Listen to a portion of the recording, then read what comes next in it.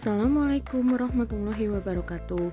Sebelumnya, perkenalkan, saya Nadela Triana Fatwa Hasanah, berasal dari program studi Ilmu dan Teknologi Pangan, merupakan perwakilan dari KKN 106 yang berada di Desa Cawas. Di sini, saya akan menjelaskan mengenai cara-cara pembuatan minuman herbal yang berkhasiat di masa pandemi seperti ini.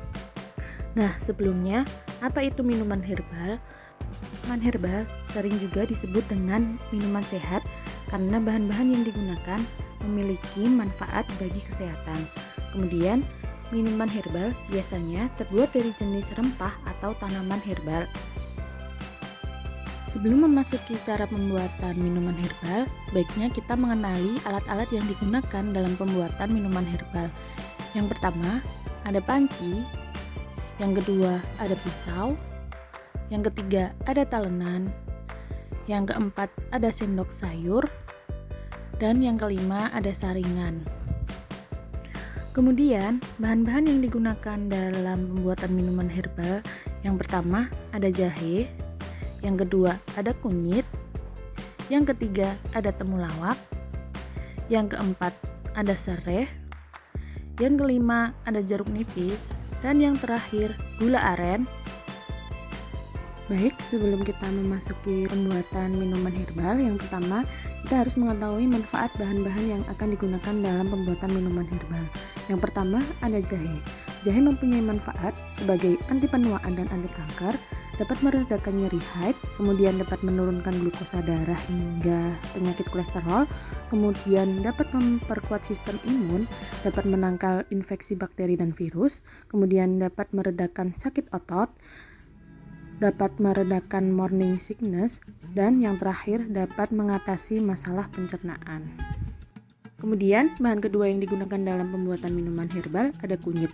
Manfaat dari kunyit itu sendiri, yang pertama dapat mengurangi gejala artritis, yang kedua dapat meningkatkan fungsi kekebalan tubuh, yang ketiga dapat membantu mengurangi komplikasi kardiovaskuler, yang keempat dapat membantu mencegah dan mengobati kanker, yang kelima dapat membantu mengelola sindrom iritasi usus besar atau IBS, dan yang terakhir itu dapat mencegah dan mengobati Alzheimer.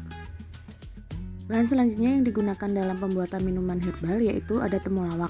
Manfaat dari temulawak itu sendiri, yang pertama dapat menyembuhkan uveitis, yang kedua dapat menurunkan risiko kanker, yang ketiga dapat memelihara kesehatan pencernaan, yang keempat dapat menjaga daya tahan tubuh, dan yang kelima dapat mencegah infeksi bakteri dan virus.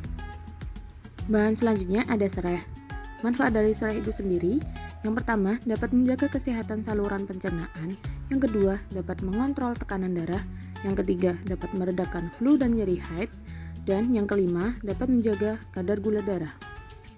Bahan selanjutnya ada jeruk nipis. Manfaat dari jeruk nipis itu sendiri, yang pertama dapat menangkal virus penyebab flu, yang kedua dapat memperbaiki pencernaan, yang ketiga dapat mencegah kanker, kemudian yang keempat dapat membakar lemak dalam tubuh, dan yang kelima dapat menghilangkan kepenatan. Pemanis yang digunakan dalam pembuatan minuman herbal ini yaitu gula jawa, atau dapat diganti dengan gula aren, atau bisa juga diganti dengan madu.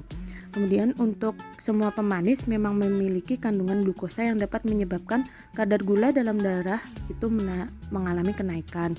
Kemudian harus dilihat dari indeks glikemiknya atau GI. Semakin rendah GI-nya, maka semakin baik. Untuk indeks glikemik dari gula jawa itu sendiri yaitu berkisar sebesar 35.